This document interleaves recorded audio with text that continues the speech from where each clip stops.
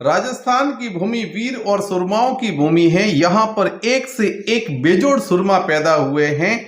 इस मरुभूमि के अंदर इसके साथ साथ में कुख्यात डकैत भी पैदा हुए हैं, जिसमें बाकासुर बलवंत सिंह जी और कानिया वेलिया का नाम प्रमुख रूप से लिया जाता है। इनकी कहानी भी बड़ी दिलचस्प है। राजस्थान के जालौर जिले की ऐतिहासिक नगरी भीनमाल, जहां पर सोलंकी वंश की कुल देवी खिमज माता जी का सुप्रसिद्ध मंदिर पहाड़ी पर स्थित है, जहां दूर दूर से भक्त लोग दर्शन करने के लिए पहुंचते हैं। इसी भीनमाल नगरी से 10 किलोमीटर की दूरी पर एक छोटे से गांव खांडा देवल के अंदर धनाजी धांधल राठौड़ रावणा राजपूत के घर पर कानिया और वेलिया, इन दोनों ही जुड़वा भाइयों ने जन्म लिया।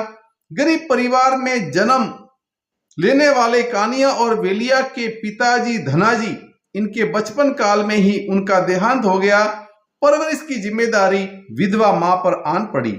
दोनों भाइयों का स्वभाव दो ध्रुवों के समान एक दूसरे के विपरीत था।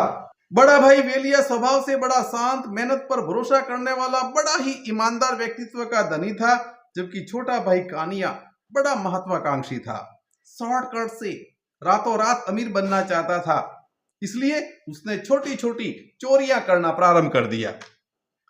दोनों भाई साथ ही रहते थे। धीरे धीरे कानिया का प्रभाव जो है वो वेलिया पर भी होने लगा। मारवाड़ी में एक कहावत भी है कि धौरिया रे पाए कारी और रे तो रंग ने ले तो लखन तो ले।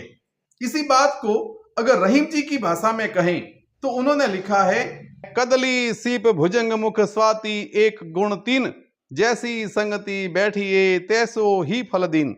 अब क्या था, दोनों ही भाइयों ने चोरियां आरंभ कर दी। पकड़े जाने पर पुलिस उन्हें पकड़ करके लेकर के जाती और ये रात दिन की घटनाएं हो गई। अब तो जब चोरियां नहीं भी करते थे तो इतने नामसिन हो गए थे कि आरोप इन्हीं पे लगता था। तंग आकर के उनकी माता ने इनकी शादी करवाने का फैसला कर दिया और तब खांडा देवल के तत्कालीन ठाकुर साहब लाल सिंह जी ने वेलिया की शादी अपने घर की नौकरानी रूपा के साथ में करवा दी। इसके बाद में सब कुछ ठीक ठाक चल रहा था, लेकिन इसी बीच के अंदर कानिया एक व्यापारी के यहाँ पर नौकरी करता था और उस व्यापारी के दुकान पर चोरी हो गई और ये चोरी का इल्जाम भी कानिया और वेलिया पे लगा। पुलिस इन्हें पकड़ करके लेकर के गई और इनको जसवंतपुरा की जेल के अंदर बंद कर दिया गया। आदमी के खुरापाती दिमाग में कब क्या खुरापात जन्म ले ले कौन जानता है, और यदि एक से दो हो जाएं तो फिर तो कहना ही क्या। दोनों ने तय कर लिया कि अब रोज रोज के इस पुलिस के झंझट से छुटकारा पा लेते हैं और तय योजना अनुसार ये दोनों ही भाई जो हैं तीसरे पहर की रात्रि के अंदर जसवंतपुरा की जेल को तोड़ करके वहां से निकल गए और उसके बाद में वे सीधे ही अपने पूर्व परिचित धनवाड़ा के ठाकुर साहब के पास में पहुंचे और वहां जाकर के उन्होंने घोड़ी और बंदूक की मांग रखी। धनवाड़ा के ठाकुर साहब ने उनको खूब समझाने का प्रयास किया, लेकिन उनके तो सिर पर खून सवार था, कुछ भी समझ में नहीं आ रहा था। और उनके न मानने पर और बार बार आग्रह करने पर फिर धनवाड़ा के ठाकुर साहब ने इनको बंदूक और गोली दे दी। वहां से वो घोड़ी लेकर के और सीधे जो है सुंदा माता की पहाड़ियों में पहुंचे। मैया के सामने अपनी विनती और आराधना की और माँ का आशीर्वाद लेने के बाद में उन्होंने पहली डकैती जो है वो भरूड़ी गांव के अंदर डाली। इसी समय की घटना है कि उस समय के अंदर भीनमाल और जसवंतपुरा के बीच में प्राइवेट बसें चला करती थी, जो अब भी चलती है। उस बस के अंदर उनकी माताजी यात्रा कर रही थी। उनके पास में किराए के पैसे नहीं होने की वजह से कंडक्टर ने उनको बस से नीचे उतार दिया और ये सूचना जब कानिया वेलिया को मिली तो वो इसी रूट पर चलने वाली उस बस के सामने आकर के खड़े हो गए और उन्होंने अपने बंदूक की गोलियों से बस के टायर फोड़ दिए और एक गोली बस के अंदर सवारियों के बीच में से गुजरती हुई निकल गई। गनीमत रही कि उसके अंदर किसी की जनहानि नहीं हुई। कंडक्टर के साथ में हाथापाई करने के बाद में लोगों को डरा धमका करके और वो वहां से निकल गए। 7 फुट लंबे डील डॉल वाले हट्टे कट्टे दोनों भाइयों से टकराने का साहस कौन जुटा सकता था। इसी के साथ में पूरे इलाके के अंदर ये खबर आग की तरह फैल गई और फिर तो इन डकैतियां डालने का काम इनका नियमित क्रम हो गया। इन्होंने थूर, मांडोली, चांदूर, मड़िया, चित्रोड़ी, पांथावाड़ा, आमलारी, दांतराई, जीरावल, बिरबल, मावल, गिरवल, चंद्रावती, खराड़ी, चिरावा, पाथावाड़ा, न जाने कितनी जगह पर उन्होंने डकैतियां डाली। अब तो दक्षिणी राजस्थान और उत्तरी गुजरात की पुलिस के नाक में दम कर रखा था। इन्हें पकड़ने के लिए विशेष पुलिस दस्तों का इंतजाम किया गया, पर पुलिस की हर चाल नाकामयाब हो रही थी। और जिसका एक कारण यह भी था कि पहाड़ी इलाके में रहते थे, घनी झाड़ियां थी, स्थानीय लोगों का इनको सहयोग मिलता था, स्थानीय जागीरदारों के साथ में इनके अच्छे संबंध थे, इनको वहां से गोला बारूद और भोजन इत्यादि की व्यवस्था हो जाती थी। इसी बीच में एक घटना घटती है कि इनकी मुलाकात पाटन के पास में जैतपुरा गांव की एक चंपा भरवाड़न से होती है। कहते हैं कि जैसे को तैसा मिल ही जाता है।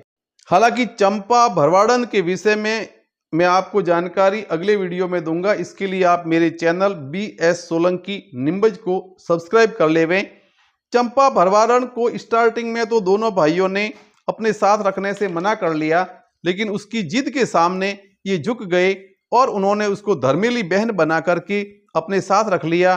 चंपा भरवाड़न बहुत ही चतुर, चालाक, होशियार और साहसी महिला थी और साथ आने के बाद में इसकी सलाह के बिना कानिया वेलिया ने कभी कोई काम नहीं किया। एक दिन की बात है, पुलिस को सूचना मिली कि कानिया और वेलिया अभी निम्बज की पहाड़ियों के अंदर आए हुए हैं। सूचना पाते ही हेड कांस्टेबल भिक सिंह जी के नेतृत्व के अंदर पुलिस की टुकड़ी जो है निम्बज पहुंच गई। पुलिस आने की भनक पाते ही पहाड़ी पर इन लोगों ने मोर्चा ले लिया। पुलिस टुकड़ी को वापस लौट जाने के लिए इन्होंने बार बार चेतावनी दी, लेकिन पुलिस के द्वारा पीछे न हटने पर आपस में गोलीबारी हुई और इन लोगों की गोली से हेड कांस्टेबल भिक सिंह जी जो है निम्बज की पहाड़ियों में जहां गुजारी करके नाला बहता है वहां शहीद हो गए। वहां बना हुआ स्मारक इस चीज की गवाही देता है। इसी प्रकार की एक घटना जिरावल गांव के अंदर होती है। सुबह सुबह का सवेरे का समय था और जिरावल के अंदर एक हिदू जी जैन के घर पे ये डकैती डालने के लिए पहुंच गए।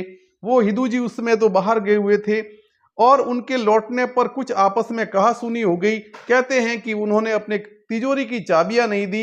इस खींचतान के अंदर उनके बंदूक की गोली चल गई और उसके अंदर हिदू जी जो है वो मारे गए। इस घटना से इन्हें भी काफी दुख हुआ और बिना लूटपाट किए वो जिरावल से निकल गए।